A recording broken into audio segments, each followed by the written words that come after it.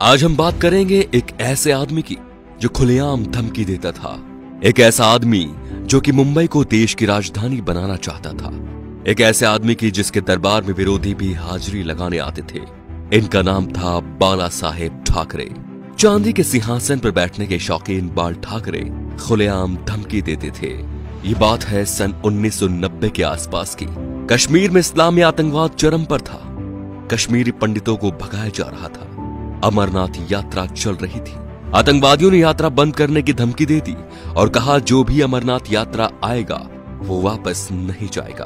तब बाल ठाकरे ने एक बयान दिया कि हज के लिए जाने वाली 99% फ्लाइट्स मुंबई एयरपोर्ट से जाती हैं। देखते हैं यहां से कोई यात्रा मक्का मदीना कैसे जाती है। अगले दिन ही अमरनाथ यात्रा शुरू हो गई। सन 1992 में बाबरी मस्जिद ढहा दी गई तो बाल ठाकरे आपकी अदालत शो में आए हुए थे। जब उनसे कहा गया कि सुना है ये काम शिव सैनिकों ने किया है, तो वे बोले यदि ये काम शिव सैनिकों ने किया है तो ये गर्व की बात है। बाल ठाकरे का बचपन का नाम था बाल केशव ठाकरे, जो वक्त के साथ साथ बाला साहेब ठाकरे बन गया। 1980 के दशक में बाला साहेब ठाकरे ने मुसलमानों के बारे में कहा कि ये कैंसर की तरह फैल रहे हैं और देश को इनसे बचना चाहिए। 1950 के आसपास टाइम्स ऑफ इंडिया के संडे एडिशन में इन्हीं के कार्टून छपते थे। इन्होंने 1960 में ये नौकरी छोड़ दी थी।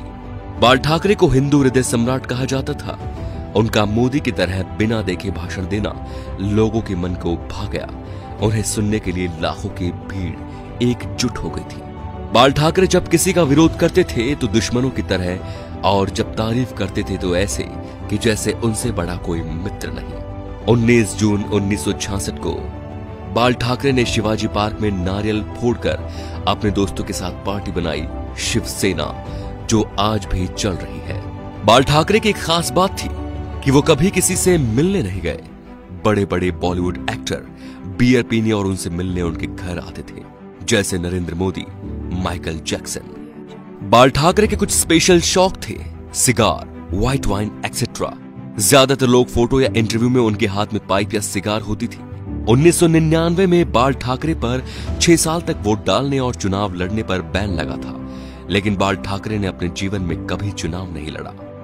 अपनी मौत से 2 महीने पहले ठाकरे का एक बयान आया कि आर्मी मेरे हवाले कर दो, मैं देश को 1 महीने में ठीक कर दूंगा। 17 नवंबर 1912 बाल ठाकरे का निधन हो गया। इस दिन मुंबई बंद था। अंतिम यात्रा में 5 लाख लोग शामिल हुए।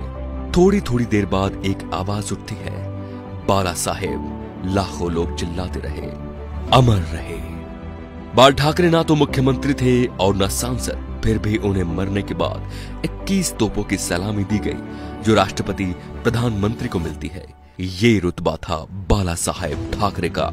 तो दोस्तों, ऐसे शेर दिल हिंदू सम्राट के लिए वीडियो को शेयर जरूर कीजिए और उनकी महानता को फैलाइए, ताकि आज जो शिव सैनिक या हिंदू उनके सिद्धांतों को भूल चुके हैं, उनके हिंदुत्व की रक्षा का संकल्प याद दिलाएं। जय श्री राम दोस्तों।